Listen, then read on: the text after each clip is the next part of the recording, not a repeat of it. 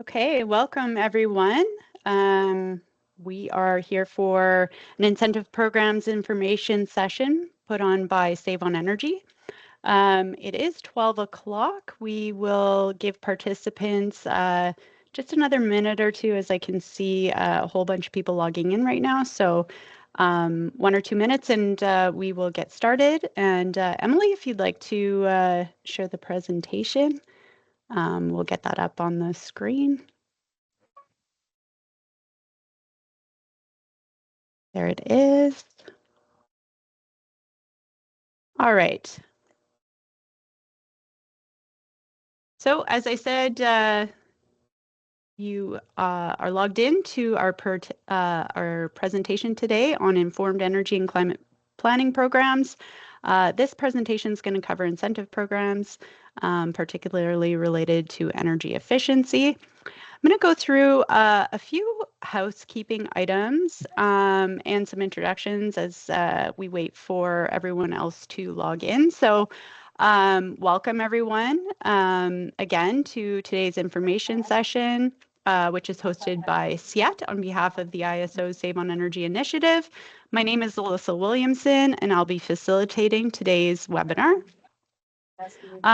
Just a quick reminder, keep yourself on mute unless you are speaking. We're getting a little bit of feedback here, so welcome again everyone to the presentation and appreciate everyone staying on mute as we get things going. So before we dive into the content, as I said, I'll go through a few housekeeping items. So the session is scheduled to last approximately 90 minutes. We've planned to leave 10 minutes at the end of the session for questions. That being said, if participants have questions throughout the session, please feel free to type them in the chat as we go through. And if it makes sense to address the questions before the end, we'll do so periodically through the presentation. If you'd prefer to ask your question in person, please feel free to raise your digital hand, at which point we'll pause throughout the presentation and invite you to turn on your video and introduce yourself and the company you represent prior to asking your question. So the slides used in today's presentation will be shared with all attendees after the session. Please note that this session is being recorded. The recordings will be made available to all participants afterwards for reference. And lastly, I just want to talk about a few quick surveys we'll be doing throughout today's session in order to better tailor the presentation to participant responses. So participants will have an opportunity to access the surveys we're using using their QR code reader or by joining us at menti.com and using participant code 73907568, and we will drop that into the chat and share that with you later on in the presentation when we get to the questions. So next, I'd like to introduce today's presenters. Hold on, she's going to come down. No, so as a reminder, please put yourself on mute. Thank you. So I'll introduce today's presenters. We have Emily Thorne-Corte and Bob Story of Thorne Associates here to lead today's information session on incentive programs. Thorne Associates is a reputable consulting firm known for its expertise in energy, sustainable energy solutions and environmental consulting. They specialize in advising businesses and organizations on implementing sustainable practices, optimizing energy usage, and navigating regulatory frameworks related to environmental compliance. They are recognized for their comprehensive approach, blending technical expertise with strategic insight to help clients achieve their sustainability goals. Their team is comprised of seasoned professionals with backgrounds in engineering, environmental science, and policy. Thorne Associates works with clients across various sectors from commercial to industrial and institutional entities. So welcome, Emily and Bob. And with that, I will turn it over to you, Emily, to take us through the agenda. Perfect. Thank you so much, Alyssa. And Nice to meet all of you virtually, and hopefully you're in for a exciting session on government available incentives, how you can get additional funds to help you realize and implement those important energy efficiency and decarbonization projects that you would like to implement at your facilities. So today's agenda is basically covering an overview of current and a few upcoming Ontario and federal incentive and tax credit programs. It is designed for large power users, and the majority will be from the independent electricity system operator. They have many programs. If you're not familiar with the IESO as it's known, definitely the great place to start. However, we won't focus only on IESO. We will go into a couple programs from Ontario government, the emissions performance program from the Ontario Ministry of the Environment, Conservation and Parks, as well as the Northern Energy Advantage program from the Ontario Ministry of Northern Development. And then we'll be moving into a few federal programs. So there's the Environment and Climate Change Canada, known as ECCC's, GIF-MP, which is the Green Industrial Facilities Manufacturing Program, and NRCan's manufacturing program, and the ECCC's other programs, as well as the ISED, Innovation, Science and Economic Development. And then there are some financing from the Canada Infrastructure Bank, which we'll go to, that's a bit different, as well as some tax credits and tax deductions from the Canada Revenue Agency. So it's mostly incentives, but a bit of financing and tax credits as well. So for each program, first of all, we are going to give a focus on electricity, but there will be also some greenhouse gas reduction related incentives as well. And for each program, we're going to cover four main aspects. We'll go over the objective of the incentive program, what types of projects are eligible, the incentive funding amount that is offered, and the application period. Please note, there are a few that have just expired, but we have chosen to nonetheless show them to you because some of you may have just applied and have some questions. And also there's often multiple intake periods that occur over multiple years. And so a number of them would be expected to have future intakes in the future. So we think it's still helpful for you to be aware of them. Note that large power users, such as yourselves, are in principle eligible for most of these programs, if not all. There are some restrictions, in Northern Development, you need to be in Northern Ontario, for example. So you should still check on an individual basis with each organization to make sure your organization is eligible. Okay, so let's dive in. So the Ontario 2021 to 2024 Conservation and Demand Management Framework, known as CDM framework, is basically designed to focus on cost effectively meeting Ontario's electricity system and customer needs, and they have a $1 billion conservation and demand management budget. The aim is to achieve peak demand reductions of 725 megawatts and electricity savings of 3.8 terawatt hours. And also to essentially address some regional and local electricity system needs as an alternative to traditional transmission and distribution infrastructure. So the idea here is that if you can, reduce demand in certain local areas, you can reduce the requirements to build new transmission and distribution infrastructure, thereby saving money for all Ontarians. And the CDM programs are now centrally delivered by the IESO. For those of you who haven't been involved recently, in the past, they were delivered by the local distribution companies, but now they're delivered by the IESO under the Save On Energy brand to the highest need customers listed here. And just as a reminder, the greenest kilowatt hour is the kilowatt hour that you do not consume, meaning energy efficiency should be the number one first step in any decarbonization plan. So let's get started looking at the IESO's Save On Energy programs for large power users. So there's the retrofit program, the strategic energy management program, the existing building commissioning program, the energy performance program, and the industrial energy efficiency program. And we're going to go through each of these. Just as a point to note, all programs have are accepting new applications at the latest by December 31st, 2024. So there are some who have already not accepting new applications, but at the very latest, they're all going to be in a new framework as of January 1st, 2025. So for those that are still submitting applications, I would encourage you to hurry and get yours in because we're running out of time here in the next few months. They'll all be wrapping up until the new programs are announced.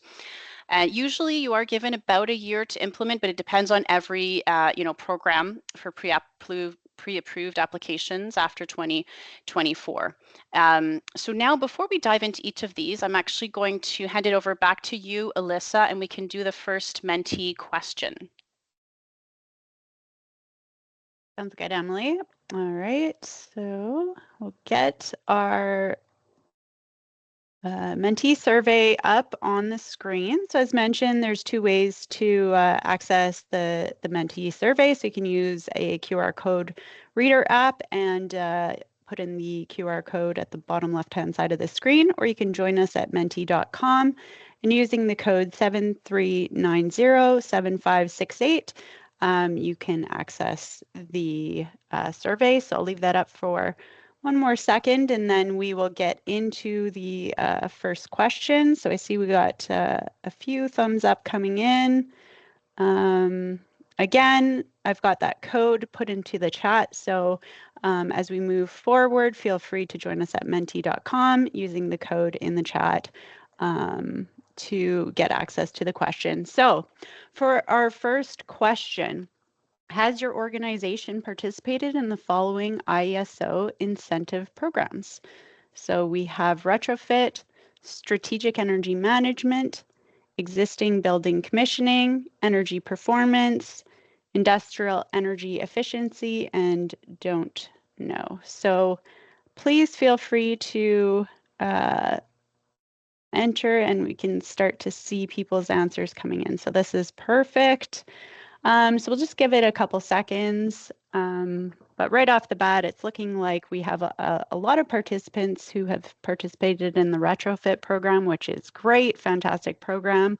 And I know, Emily, you're going to look into that one. So keep the responses coming and we will continue to take a look at the survey results. So Emily, I'm going to hand it back to you, but it looks like we have a couple people familiar with the programs and a lot of people that aren't. So we have, you're in the right place. Perfect. Thank you so much, Alyssa. So I'll just take back the slideshow here. Just wanting to do a double check, Alyssa. We're now on the retrofit program slide. Yep, perfect. Perfect. Great. Okay, so as we saw in the results, and I was kind of expecting this, the retrofit program does tend to be one of the most popular programs and has been available for many years. It's probably maybe the most well-known. The objective is to assist in reducing peak electricity demand and electricity consumption. And it has a custom track and a prescriptive track. The types of projects that are available are those that provide sustainable, measurable, and verifiable reductions in peak demand and electricity consumption. And some example technologies include upgraded lighting controls, HVAC replacement and redesign, industrial process upgrades, variable speed drive installations, and also lighting incentives, just as a FYI, are available through a different program called the Save on Energy Instant Discounts program. We didn't have a full slide on the Instant Discounts program because that goes through distributors and is pretty straightforward, but did just want to have a quick call out here. For the incentive discount program, there is no paperwork and you basically get instant point of sale discounts from distributors. Okay, so in terms of the retrofit program, the prescriptive stream has these predefined incentives for typical equipment upgrades. So for example, the occupancy sensors you get, depending on the exact type, between $15 and $30 each. For if you want bigger dollars, unitary air source heat pumps, you can get up to $18,000. Variable frequency drives, you can get up to $58,500 for up to 300 horsepower max. And there's a big long list, so would encourage you to go look at some of the links that we have shown here. And then if your if your project is not on the prescriptive list, we would strongly encourage you look first at the prescriptive, because that's the easiest. And then if it's not there, you could consider doing a custom stream incentive, and that provides $1,200 per kilowatt or 13 cents per kilowatt hours for upgrades based on actual operating conditions. And just be aware that if you submitted your application on or after January 4th, 2021, which would be, I'm assuming, pretty much most of you who have already submitted an application, then your retrofit project has to be completed by December 31st, 2025. So keep that in mind. And there are some regional adders. So again, for the ISO who's wanting to drive some significant reductions, particularly in peak demand in some regions, it can be up to 2 times the regular incentives. So you will want to check that out. I just went on this morning just to double check if there's anything new. One of the things I saw, I don't know if it's super new, but anyways, Ottawa, for example, anyone in the Ottawa region, there's some special regional adders. And then again, as I mentioned, there's the instant discounts program. It's a separate program from retrofit, but you can get more information with the link here. Okay, I'll just pause there to see, Alyssa, any questions in the chat on the retrofit that we see, or? Hi, Emily. Yeah, so we have a question on how much are the instant discounts in percentage. I think this question came in when you were talking about the LEDs that are straight to distributors. I'm not sure if you know the answer, but we did put in the chat a link to the instant discount programs and all the information that's available there. So I'm not sure if you're aware of a straight percentage discount or if it varies by. Sorry, yeah. So Alyssa, to answer that person's question, in some cases, there is no percentage discount. It's just a absolute dollar value. So and I'm not quite sure if that person's question was on the instant discounts or the prescriptive stream. Like on the prescriptive stream examples that I gave, those are just, again, absolute dollar amounts for the occupancy sensors on the lighting. For example, it was $15 or $30 depending on the specific type of occupancy sensor. So I would say it's very specific to exactly which incentive the person is interested in. So would just highly recommend that they go directly to those websites, either the retrofit if it's for the prescriptive stream, or the instant discounts if it is for the instant discount. And generally those are going to be absolute dollars. There can be some percentages, but the percentages are more for, I would say, most of the other programs, but encourage them to go there. Perfect. Thanks, Emily. That's everything we have for now. Okay, perfect. So we will move on to the Strategic Energy Management Program.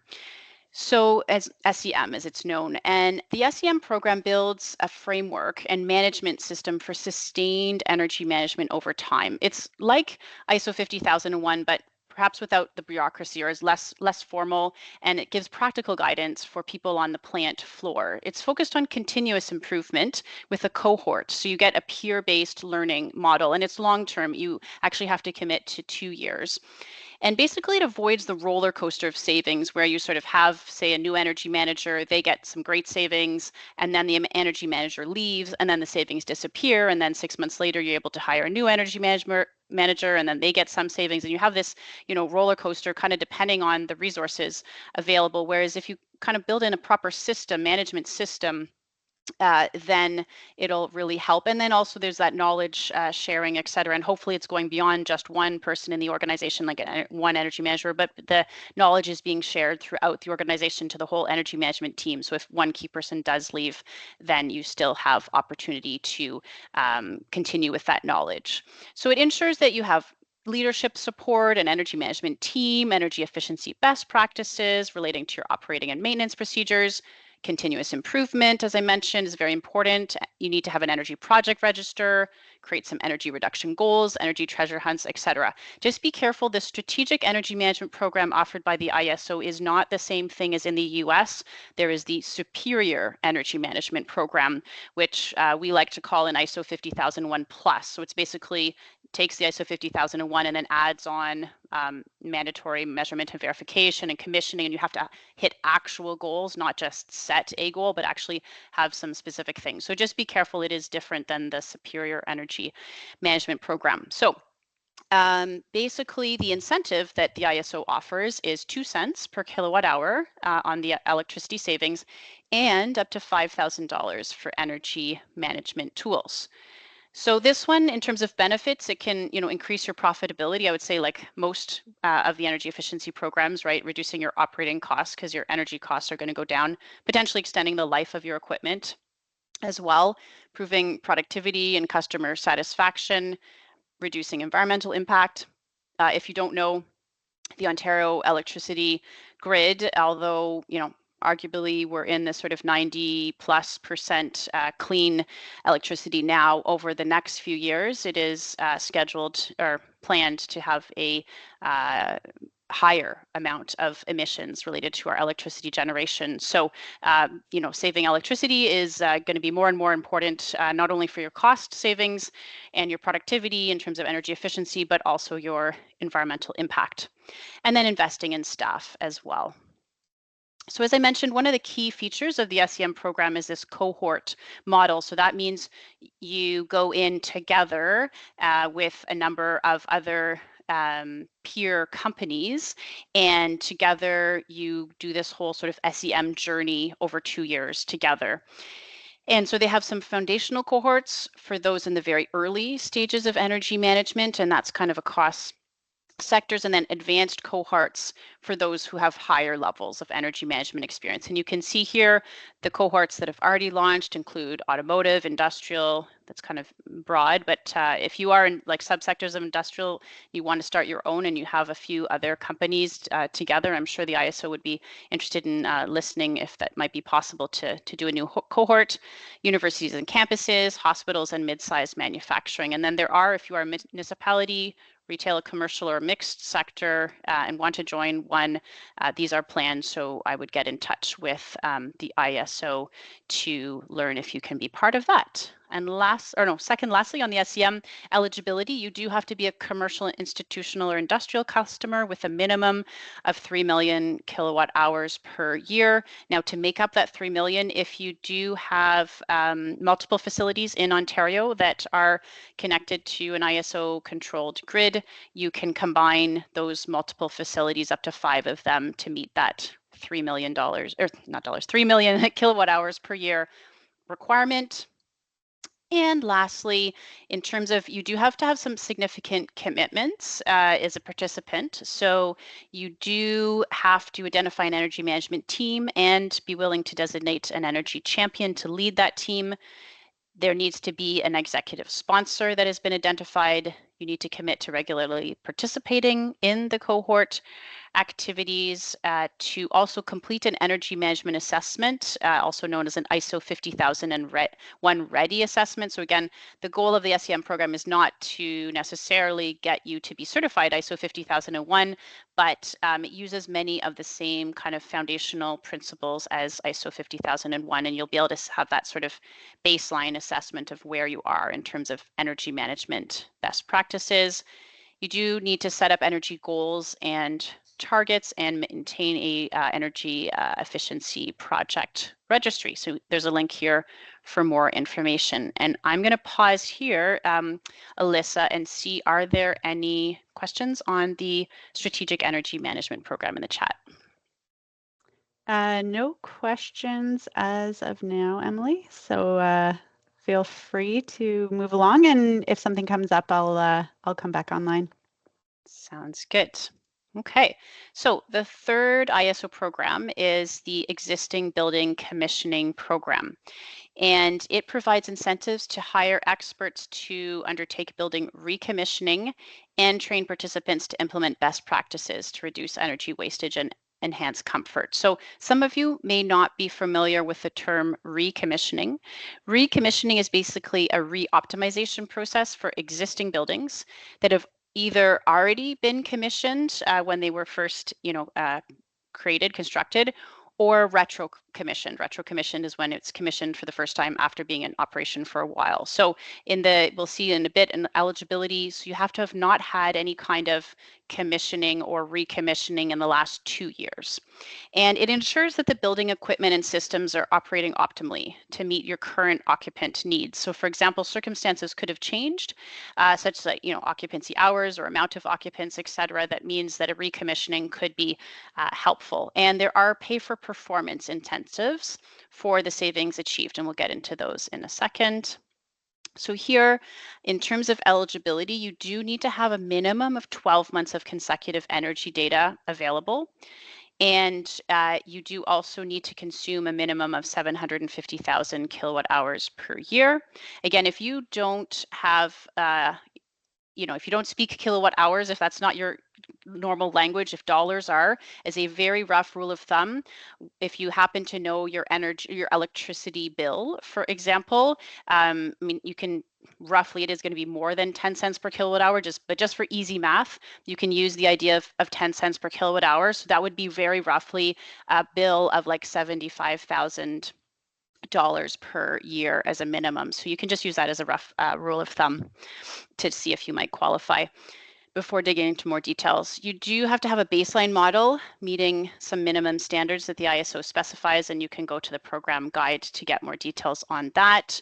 And as I mentioned, you cannot have already undertaken a commissioning exercise in the last 2 years, and you should not be participating in an accreditation system that requires existing building commissioning as a prerequisite. And so check, for example, LEED or some others. If you're already participating in some that require that, then you cannot be eligible for this incentive.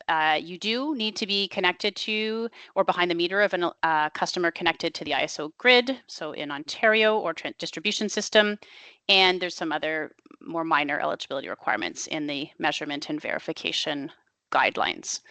So let's look at some types of eligible measures that the existing building commissioning program has. So occupant behavioral measures, set point and scheduling optimization, air and water balancing, operational maintenance, and equipment repairs and minor replacements. It's a very sort of holistic looking program looking at all different sorts of measures.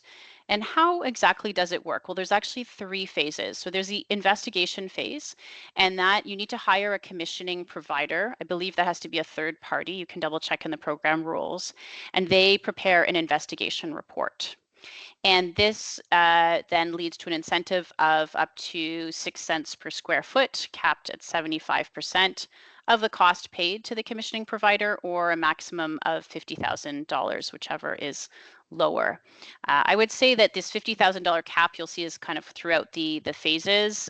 So this means that for smaller and mid-sized facilities, it could be very attractive. I'm not saying it's not attractive to large facilities, but this is going to be great here. For example, when we get into the implementation phase, once you implement them, you get 3 cents per kilowatt hour for the energy on the confirmed energy savings, but it has to be capped at 30% of the facility's annual electricity consumption, again, or 50,000. So, I mean, being able to get 3 cents per kilowatt hour up to 30% of your whole annual electricity consumption, I think is great.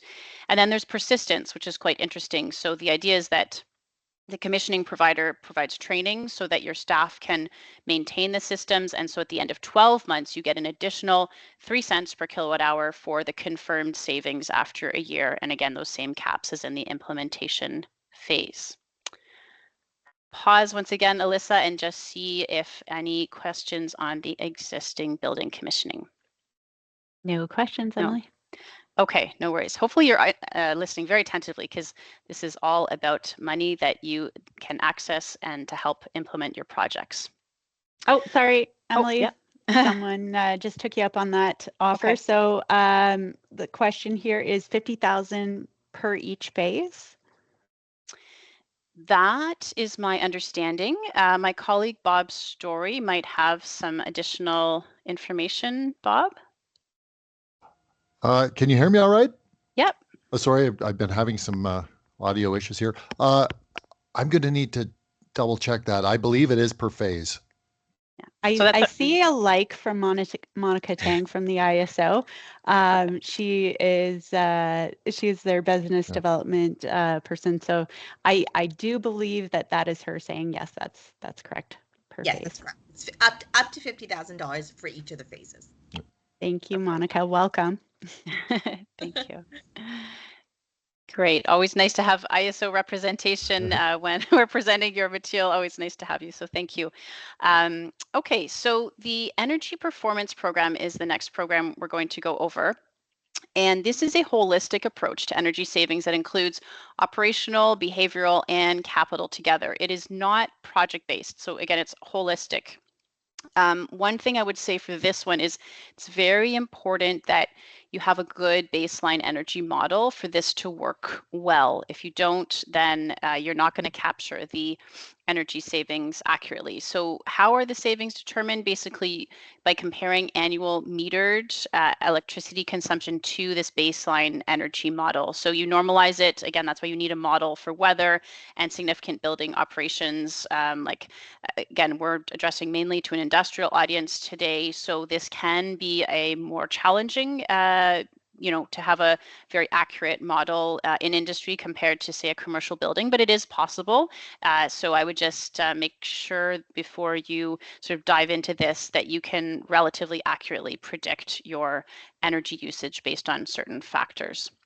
So there is a new tiered incentive rate. So there's 15 cents, or there should just be a dash there per kilowatt hour for on peak, and 4 cents only per kilowatt hour off peak. So clearly the ISO is trying to incent people to reduce their electricity consumption during on peak hours. And there is also an optional upfront incentive payment. So to be eligible, you have to be an owner or operator of a commercial, institutional, or industrial facility located in Ontario and have a general service agreement of greater than 50 kilowatts.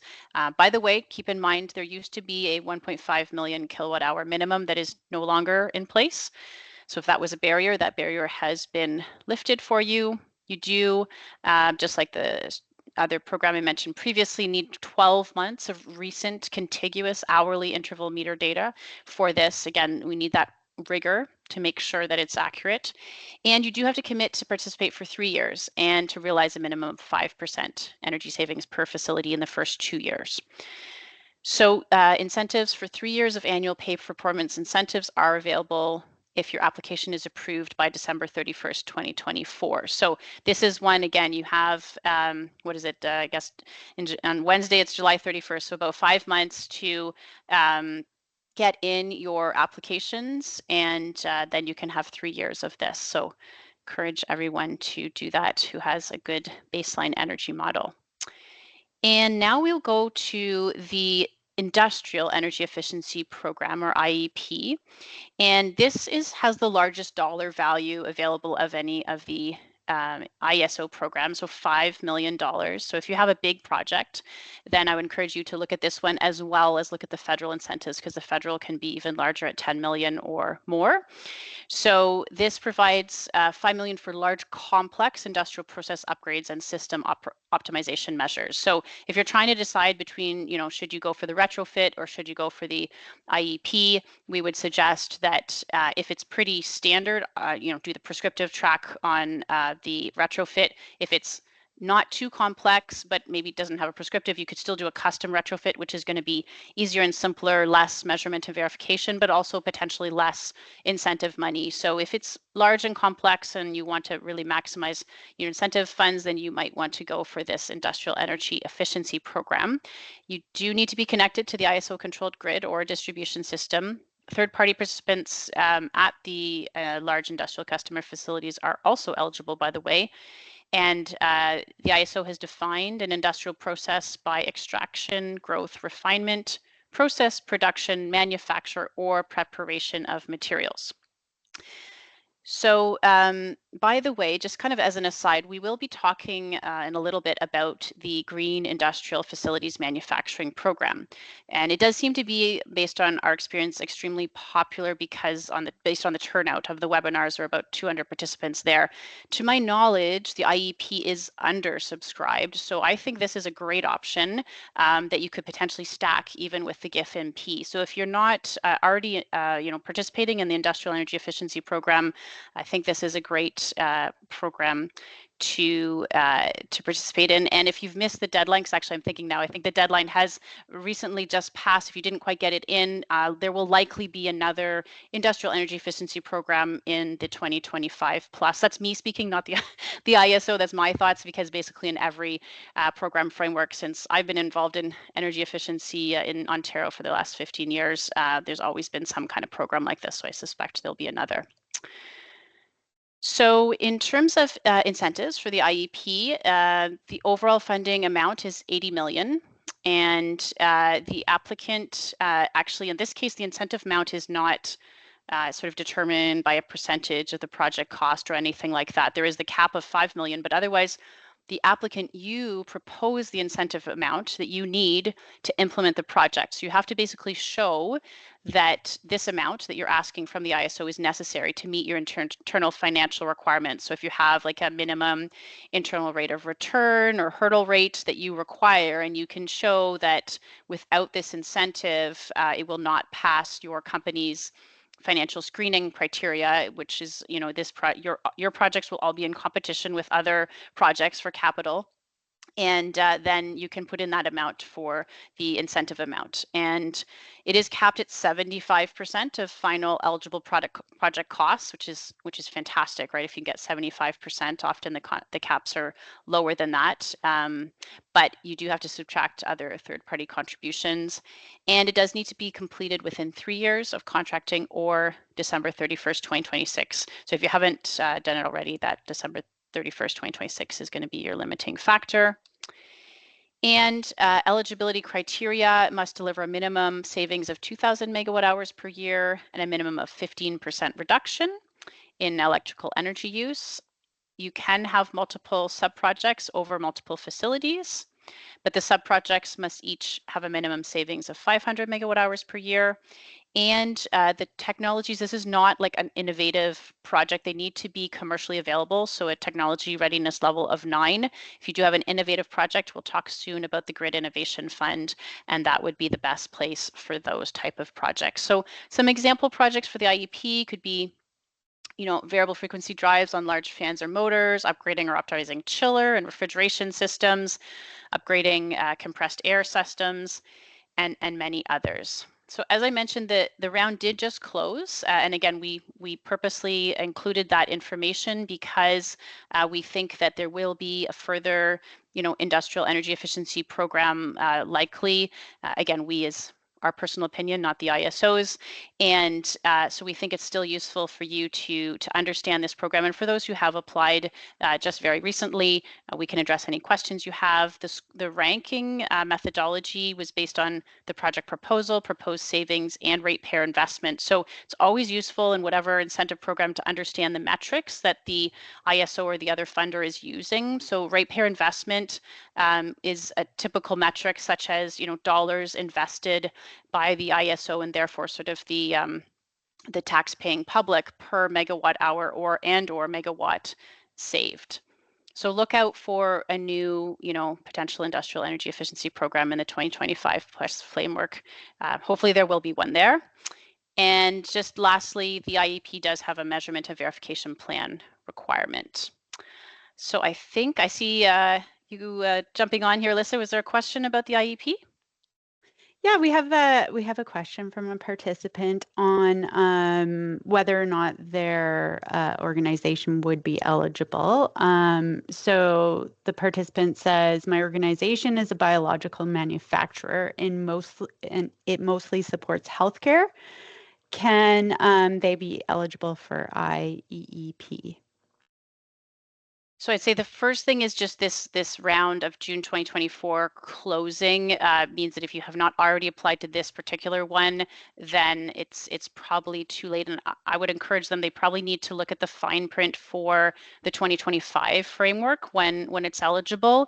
In terms of the definition of industrial process, that would be the important thing. So I'm trying to think biological for healthcare. I mean, yeah, I think, production and preparation of materials. I don't know if Monica wants to add anything from the ISO, but to me, that is I think, producing biological materials would be an industrial process would be my take, but you'd have to get the ISO to weigh on that. I see Monica's come online. Monica, do you have a final answer for us on this one?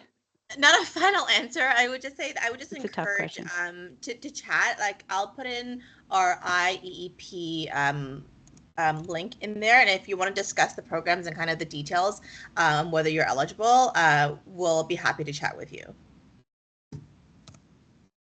Thank you so much, Monica. Okay, Alyssa, any other questions or? Perfect. No, that's everything for now. Thanks, Emily, and thanks, Monica, for coming online. Perfect. Okay, great. So now just looking beyond 2025 and beyond, because as we mentioned, the Save on Energy programs as a whole are all ending to, well, again, accept new applications at the latest by December 31st, 2024. Some have already stopped accepting new applications. So again, look at the specific program, but there will be definitely no applications for any Save on Energy programs of the 2021 to 2024 framework starting January 1st. So that'll be this new framework that doesn't yet have a name, but it'll be 2025 and beyond. I think it's quite exciting personally that, sort of finally the funding framework is looking beyond a 4-year time frame. From our work with heavy industry customers, especially in mining, the 4-year time frame has definitely been a barrier. So I think this is great that there's potential to look beyond that. Options for demand flexibility and distributed energy resources. I know the energy storage sector in particular would really like to get more involved in various different sort of opportunity and projects. So I think that's great. Looking at storage and distributed generation, enhanced involvement of local distribution companies. So to help with the regional aspects, especially of avoiding new transmission distribution where we can use energy efficiency. I think that also makes a lot of sense. And the last one is so important. We've been requesting this for many years, so very excited to see enhanced electricity and natural gas program coordination. So very excited to see what is going to be in the 2025 and beyond framework. Okay, so that was all the Save on Energy. Just to wrap it up, the last ISO program actually does not fit under Save on Energy umbrella. It's called the Grid Innovation Fund. It is not for everyone. It's only for very innovative projects, not commercially available technology. So it doesn't invest in companies. It invests in specific projects. So be careful of that. If you're like an early stage company, they're not doing investment in you, but they will invest in a specific project. That validates the performance and business case of promising new technologies, practices, and services. So it's been operating since 2005, so it's very well established and has survived many different frameworks showing the value of the Grid Innovation Fund. I must say that Thorne Associates, we greatly support it because we actually have received Grid Innovation funding for an innovative project we're working on. So I think it's great that the ISO does that. They've supported more than 200 innovative energy projects across the province, and they do periodically issue targeted idea calls or sometimes just accepts applications through open calls to capture any kind of promising ideas from the market. You do need to target a technology readiness level of 7, which is a full-scale prototype under limited conditions. So you cannot just bring them an idea. It does need to be more developed than that. And just note in mind, it's now called the Grid Innovation Fund, but predecessor funds were called the Technology Development Fund and the Conservation Fund. And so this is kind of that continuation. The eligibility is right now, it's actually, just closed July 21st. But again, we want to promote this because especially with the Grid Innovation Fund, it's known that, you know, it's going to be issuing, typically, not promised from the ISO or anything, but typically in our experience historically, it's about once a year, maybe more often than that, to have a call. So again, we would expect, in our opinion, that there would be some kind of call over the next 12 months. This targeted call for electrification and demand management has, as I said, just closed, and it was for electric vehicle, light, medium, and heavy duty vehicles, and space and water heating as well. And the gift budget for 2024 was 9.5 million, and contribution funding must not exceed 50% of total value. I think based on our experience, it was about 500,000. I have to double check is the, oh no, but here it's gone way up then, maximum limit of 4.75, yeah, from the ISO per project. So it's actually gone way up, which is great. So look out for new either targeted calls or open calls for the Grid Innovation Fund. I think it's a great program. I'll just pause there. That's the end of all of our ISO programs. Alyssa, any questions on the Grid Innovation Fund or others mentioned recently? Nope. No? And Okay. we have lots of those links available in the chat, so people don't have to wait until they get the presentation afterwards. So I think that's are we ready for the other mentee, or is it after the next slide, Emily? Yeah, just after the next slide. We'll just do Okay, this slide. perfect. And then, yeah. Great. Okay, so now, as I mentioned, we've discussed all the ISO programs. We're now going to briefly discuss 2 Ontario government-funded energy and emission incentive programs, and then we'll wrap up with an overview of a few federal incentive programs. So first of all, unfortunately, there is a confusing acronym that has occurred now because the ISO has their energy performance program, which is known as EPP, that they've had in the market since 2021.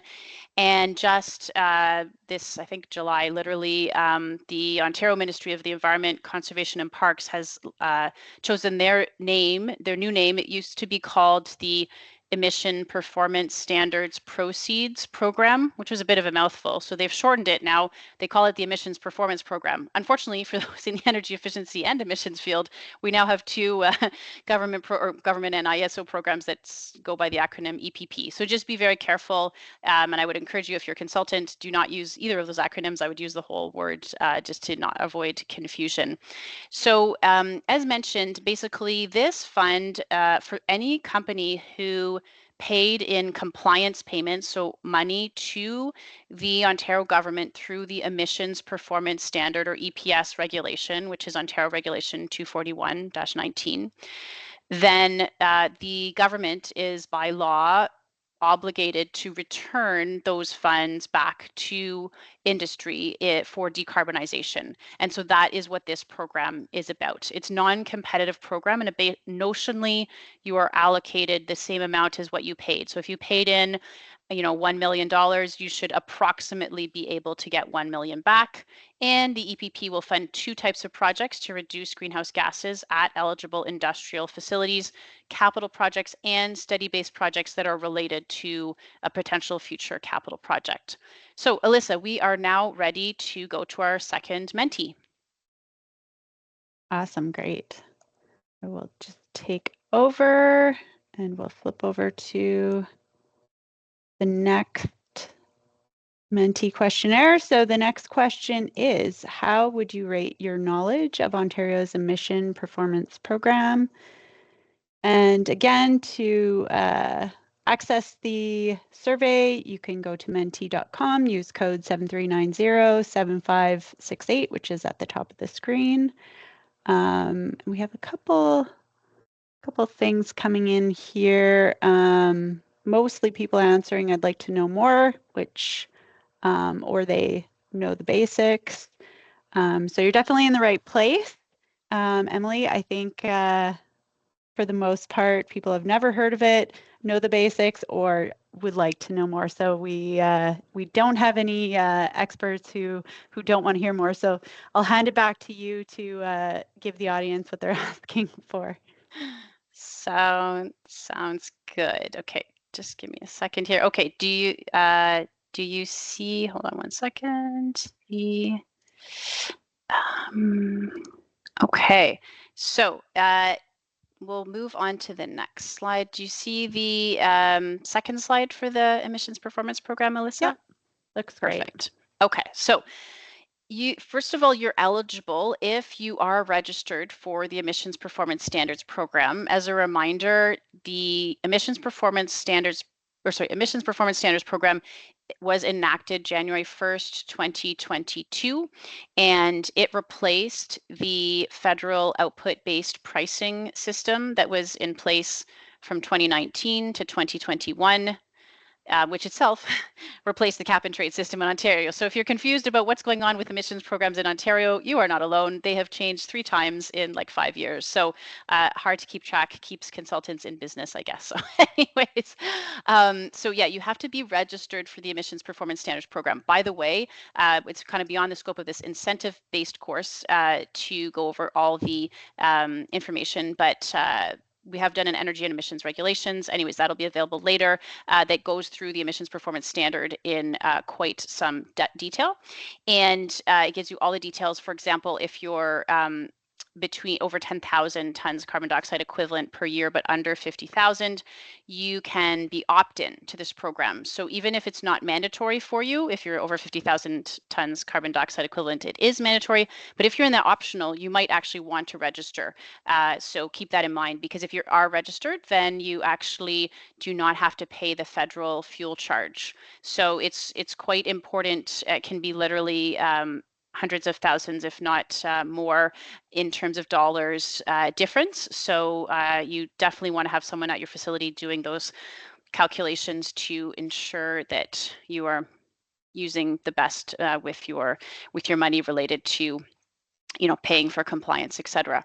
You have to have also purchased excess emissions units. What are excess emissions units? Basically, in the emissions performance program, there's your annual facility emissions, total annual facility emissions limit.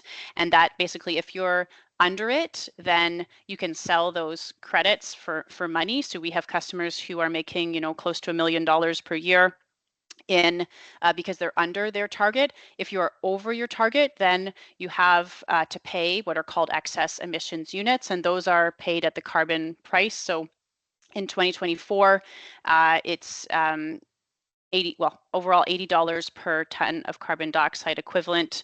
I won't get into the details. There's about a 9-month delay with EPS, but that's beyond the scope of this course. But anyways, we can, we can give you more information if you'd like. There's a lot of details that are beyond this incentive, and then do not generate electricity as their primary industrial activity. So I do believe I saw on the registration list that there are a few of you who may be electricity generators. You have your own program that's different than this, so you would not be eligible for this. And some examples of projects that are eligible include stationary equipment retrofits for energy efficiency and fuel switching, mobile equipment retrofits for energy efficiency and fuel switching, building envelope upgrades, heat recovery, industrial process changes, carbon capture and storage, clean electricity, and low carbon fuel production for your own use. So what I want to emphasize here is, unlike, the ISO programs are often, can be competitive, right? In some cases, they have a, certain amount of funding that is, once it's used up, it's used up.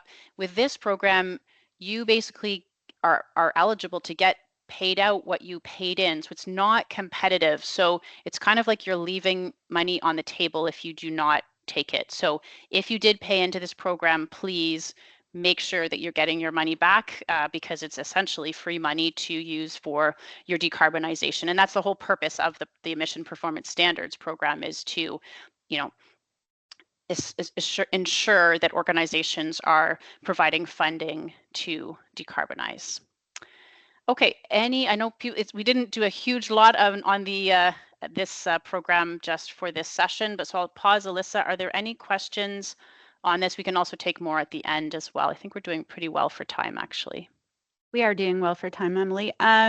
So there are no questions at this point, but we have put reference to training and support at iso.ca. So for anybody looking for a copy of the presentation that you mentioned on energy and emissions regulation. That will later be available and posted on the ISO's website. And until that time, participants can feel free to email trainingandsupport@iso.ca and request a copy, and we'll get that over to them until it's available online. Thank you so much, Alyssa. Yeah, that training does provide a lot of additional details, so could be helpful, certainly specifically on the emissions performance standards program and other regulations. Okay, so the last Ontario program is NEAP, the Northern Energy Advantage Program, formerly known as NEAR, the Northern Industrial Electricity Rate Program. And it supports Northern Ontario's largest industrial electricity consumers and provides them with competitive, stable, and predictable price rates. In the North, electricity can get to be quite expensive, and facilities must purchase electricity from the ISO or an LDC, local distribution company, and consume a minimum of 50,000 megawatt hours of electricity per year.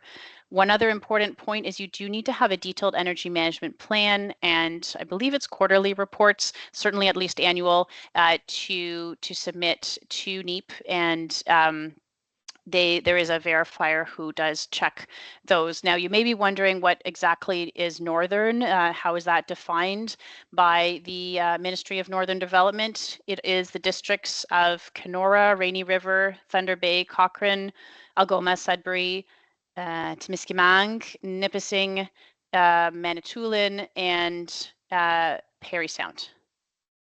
I think I pronounced all of those well, except this Timiskaming. Apologies for that one. I'm not really sure if that's the right way to pronounce it. Okay. Timiskaming. Timiskaming. Thank you, Alyssa. Yes, Alyssa is from Northern Ontario, so so you know probably all of those communities. Okay, so as of June 2024, there are 21 Northern Ontario companies representing 28 facilities that are participating, and the current program rules are effective until March 31st, 2027. Most participants are from mining, forestry, and manufacturing, including steel. So the incentive from the NEAP program is, I think this might actually be a typo. We'll double check before we get it out, because I think it's 20 cents per kilowatt hour. We'll double check if it's 2 cents or 20 cents. But the former cap of $20 million has been removed. So that's a big deal. This is a very sort of lucrative project, by the way, or incentive, by the way. So something that many Northern companies take advantage of. And it is currently accepting applications.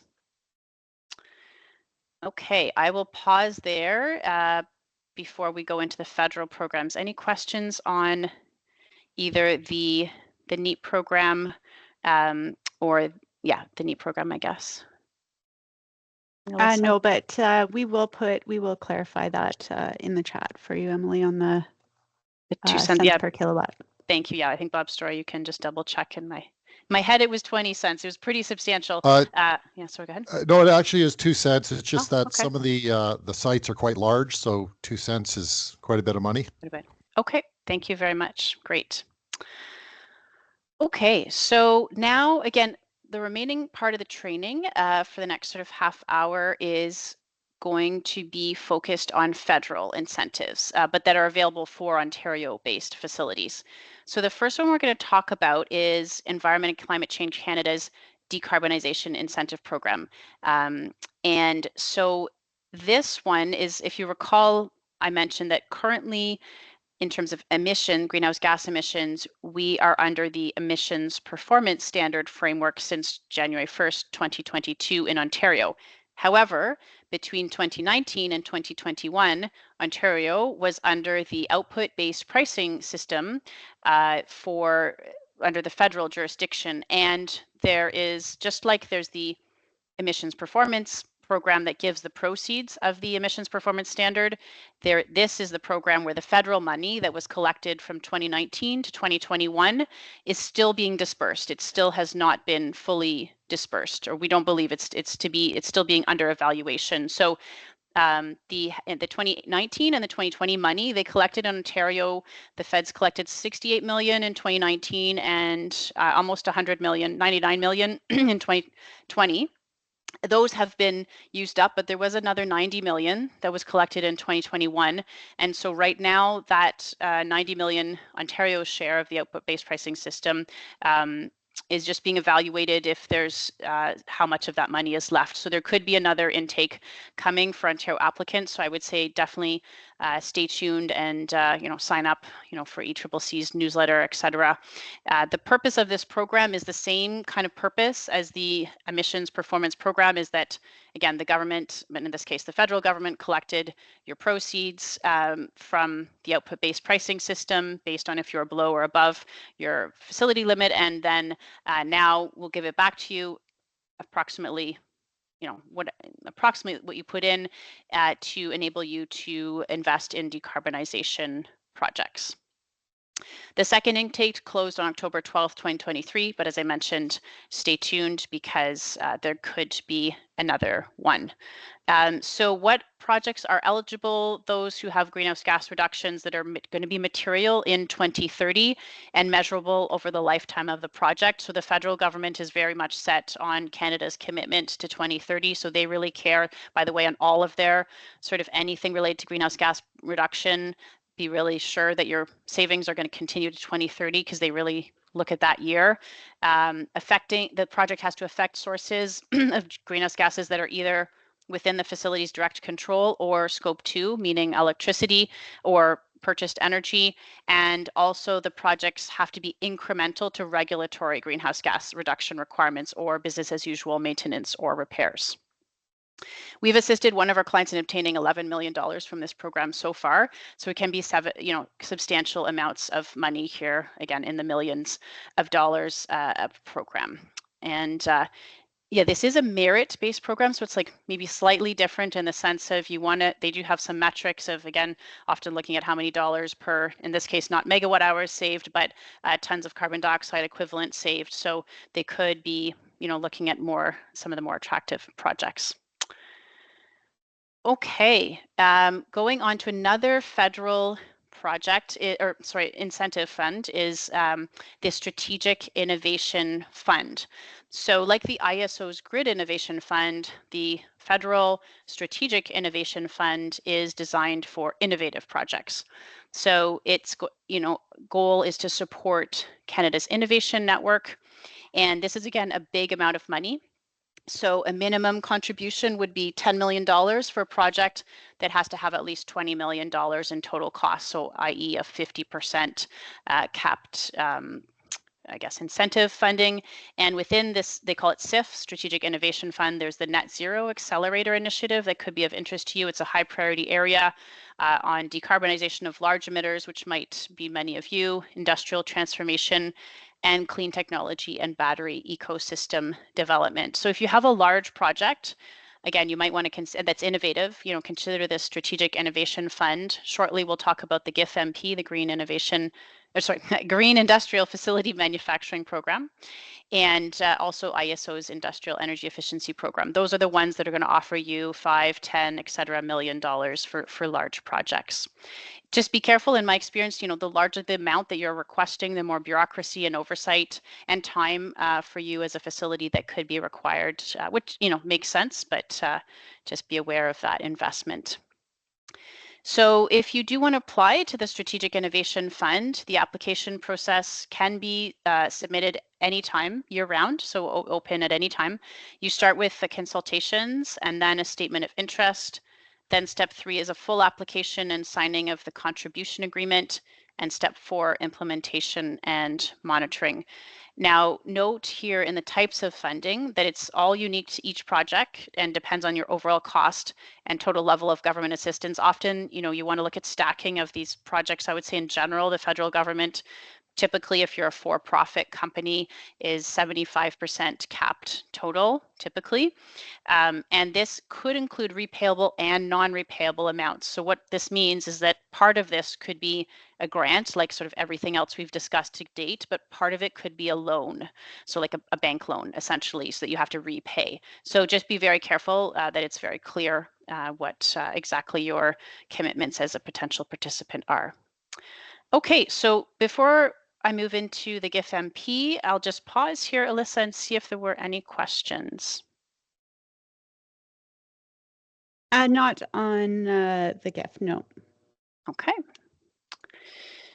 All right. And in terms of the Green Industrial Facilities and Manufacturing Program, and this is by NRCan. Part of me, I think I had a slip up just at the very beginning. I said it was ECCC. That's not correct. It's NRCan, and so this GIF-MP program from NRCan, it does basically offer comprehensive suite of energy efficiency measure financial support that have to be completed by March 2027. So it said it was launched in 2022, but they launched the energy efficiency solutions track, which was for provinces first, which I think is probably not relevant to most of you. The industrial facility track, the second one, just launched. So it's brand new, and it's very good timing that you're listening here today, because the application period goes until the end of August. So this is, I think, a great opportunity for many of you. They do have a program guide. I listened to 3 webinars they had on the GIF-MP, and there's lots of information available now. The incentive is up to 50% of eligible implementation costs, up to $10 million per proposal, with a minimum contribution of $40,000. So they don't want small projects here. You have to, it's not worth anyone's time or effort for small projects. So keep them in mind. If I was anywhere close to 40,000, I probably wouldn't apply. You know, you probably want at least in the hundreds of thousands. Ideally, I would say probably $1 million plus. That's my personal opinion, not the NRCan's opinion.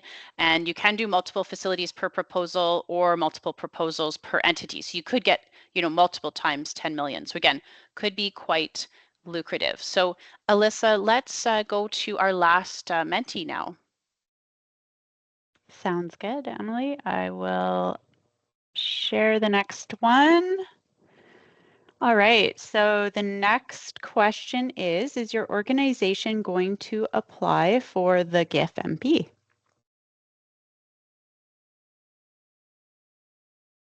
And as we wait for answers to come in, I just want to mention, you know, lots of good comments and links available in the chat, so please keep those coming.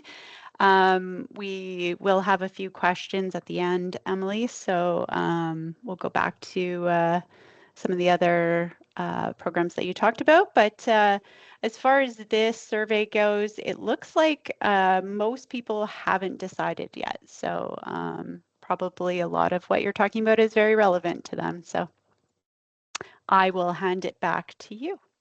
Sounds good. Okay, great. So yeah, hopefully this information will therefore be quite helpful as you are trying to decide on the GIF-MP. So it does have 5, sorry, just checking, Alyssa, you can see the GIF-MP eligible projects, the second slide on it now. Yep, looks good, Emily. Great. So there are 5 different types of eligible projects for the GIF-MP. Basically, if you're doing energy efficiency retrofit, if you're implementing an energy management system like an EMIS, Energy Management Information System, or I believe ISO 50001 also qualifies, you can check the GIF-MP program guide for more details. I think one thing that's excellent that, to my knowledge, other than say Enbridge from the gas side is not available, is the conducting energy assessments and energy audits. So that's great that that is now funded through the GIF-MP. Develop and train energy management practitioners, so getting that capability building, which is supplemented. Again, the ISO is running a pretty extensive capability building, which this is webinar is part of, but it's great to train the workforce and hire or retain energy managers. So those are your key people. I'm guessing many of you are energy managers, and so you can, again, go through multiple of these in one application or submit them as different applications. So quite a broad scope, and I think a really excellent program for those who have not decided. Definitely, we are here, ISO, CIET, and Thorne Associates to assist with any questions you have about that.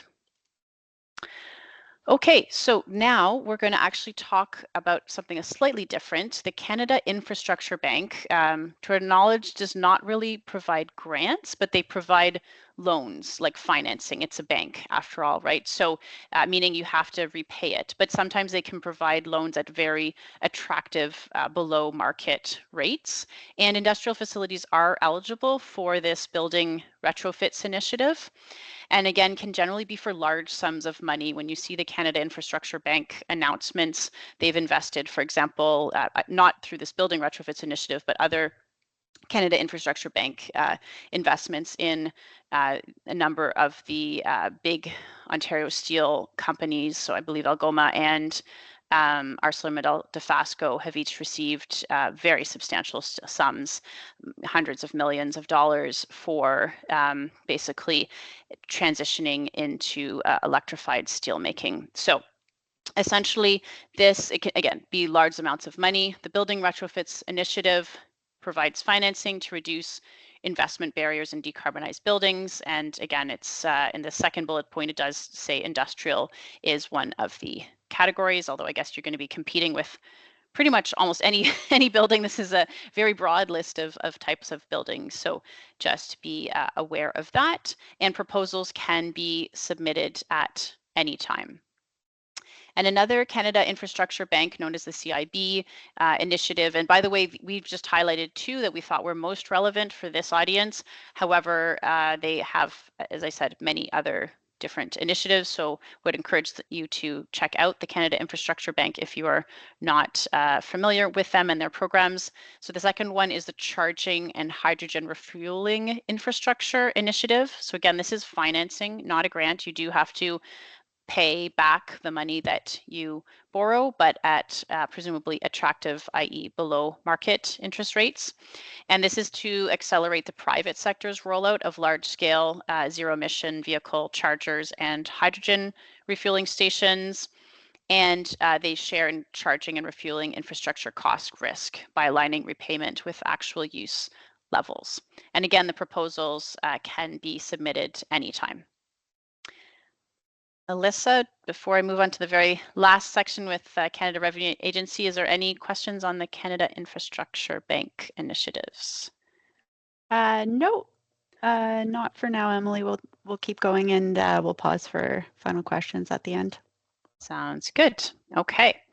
So we've now covered provincial and federal grants as well as federal financing, and we're going to wrap up with federal tax credits related to energy and emissions reductions as well as tax deductions. So these ones on this slide are all investment tax credits. So just for those who are not kind of in the accounting world, a tax credit directly lowers your taxes owed to the government as opposed to a tax deduction, which reduces your taxable income. So as a parent of 3 children, I think of the tax deduction that I know about best is the childcare expense deduction. So many of you may use it as well on your personal taxes. So that childcare expense is a deduction. It reduces your taxable income. But these are all tax credits. So what that would mean for your business is if originally you owed $1 million in tax and you got $100,000 say clean technology manufacturing tax credit, then you would now only owe $900,000. So that's how these work. So the first one is SR&ED, the Scientific Research and Experimental Development ITC Investment Tax Credit.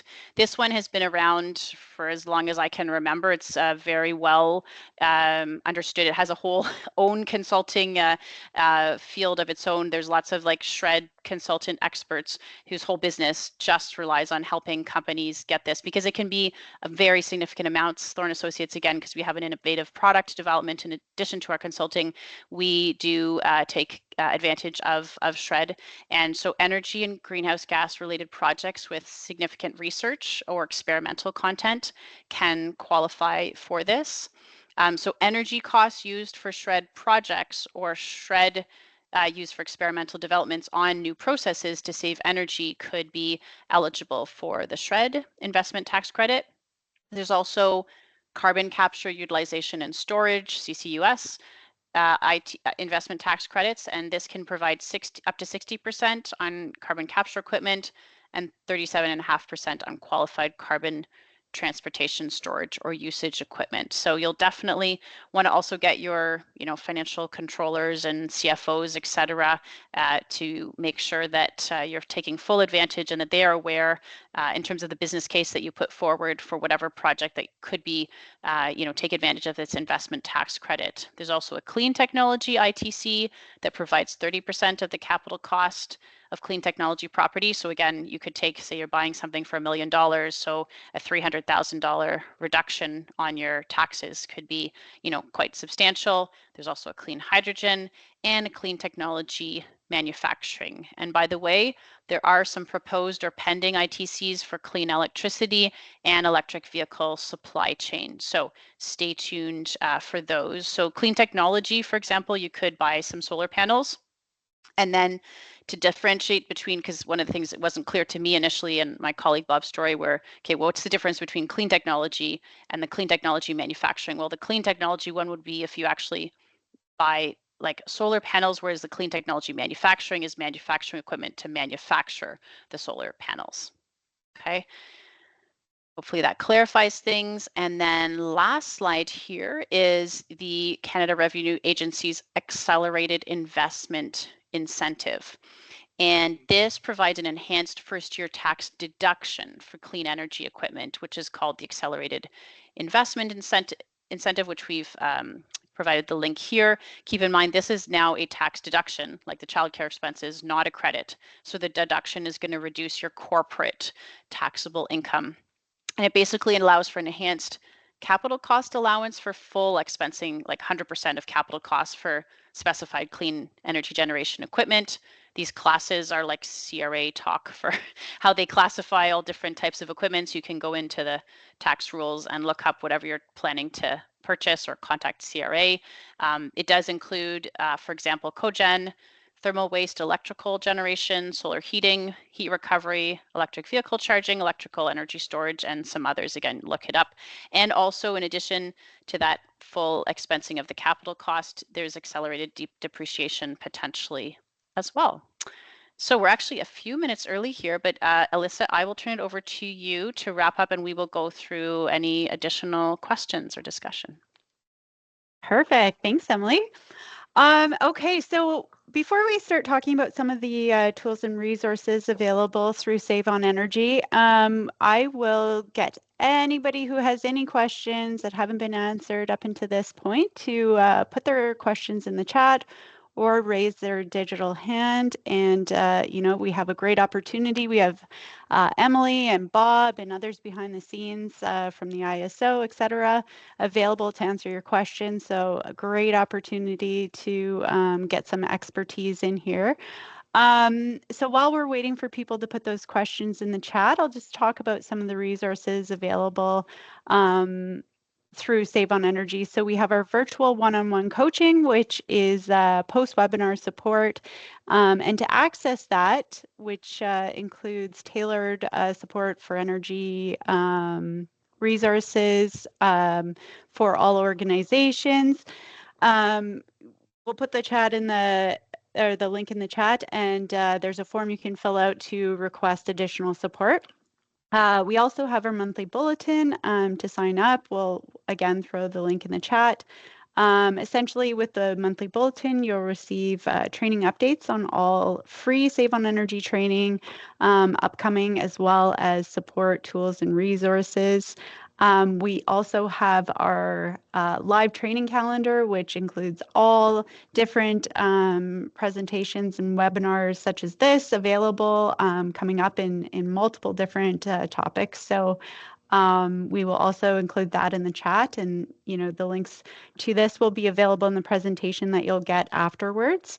And there are tons and tons of resources available on the training and support web page. So if you haven't been there for a while, I highly recommend you take a look. It has links to all the incentives we were talking about and programs and much, much more. So really great resources available there. So I did want to bring up a question that we got earlier from David. Emily and maybe Monica, if you're still available, this this question might be better suited for you. But David asked a good question. He asked, can an organization double dip with Energy Performance Program and the Strategic Energy Management Program for a facility annual savings after backing out savings from the retrofit program? So essentially, can they double dip and be eligible for 2 cents for SEM on top of the 4 cents for EPP? Emily, did you want to answer that, or do we want to defer to Monica on that one? Yeah, I think maybe Bob might have something to say, and Monica will probably be better placed to answer. Yeah, go ahead. Yeah, I'm going to plead ignorance on that one. It would make sense that you could do both, but yeah, I know certainly you can back out the retrofits for EPP, but no, I'm sorry, I'm going to have to let the ISO folks address that one.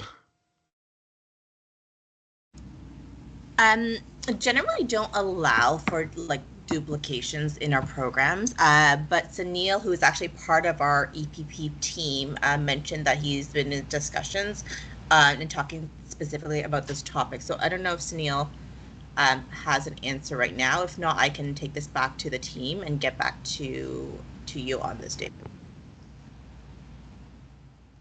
Sunil, I see we've had you participating in our chat. Thanks again for your help on answering some of these questions. If you're available to turn on your camera and come online, feel free. Otherwise, we'll definitely send out the answer to this in our follow-up, where we'll have a copy of the presentation. And I feel like this is just a really great question. I feel like when I participated myself in the Funded Energy Manager program, that was something that was allowed. So I don't think this is quite a straightforward question. So we will definitely follow up with everybody to get everyone the exact answer on that one. But again, thank you for that question.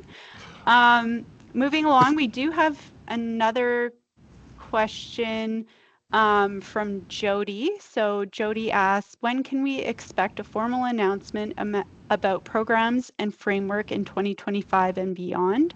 Are these programs likely to start in January 2025, or will there be a period where most of the existing programs have ended and the new ones have not yet started? Monica, I'll throw that one over to you. Thanks, Alyssa. We are not sure when we will get a directive. We're hoping sometime in the fall, but we just had a change in minister, so that could change timelines. And the hope is for programs to continue, but again, nothing is certain until we receive the directive from the minister. Perfect. Yeah, so we had a lot of thanks from participants over to our presenters, so thanks again. There was a question on, are the presentations going to be sent out afterwards? Yes, we send out the presentation the day after, so everybody will have a copy of that. And again, as we mentioned, we will also have an answer for you on the applicability of the two programs and whether they qualify at the same time. Once again, any other questions that you think of after the fact, you can email trainingandsupport@iso.ca. There are, again, as I mentioned, tons and tons of resources out there, free resources that are highly useful. So I recommend everybody take a quick peek at the Save on Energy website. And Emily, did you want to add anything? Yes, Alyssa, just because we do have a couple minutes, I just wanted to point out that when the presentation does get sent to everybody, there are quite a number of slides in the appendix that we didn't have a chance to go through today. So just looking at the appendices sort of table of contents, there's a list of acronyms for the whole presentation, and then there's a bit of information on the Federal Emissions Reduction Advancement Program. There's a bit more details on the retrofit program dealing with regional adders, HVAC, and some other manufacturing equipment details. There's a slide on the instant discounts program that we mentioned. There's also additional information on the SEM program and the IEP in terms of eligibility criteria, and then some recent and upcoming EPP portal enhancements as well. So I did just want to highlight that please, we didn't have time to go through it today, but when you do get the presentation, you may want to take a quick flip through the appendix.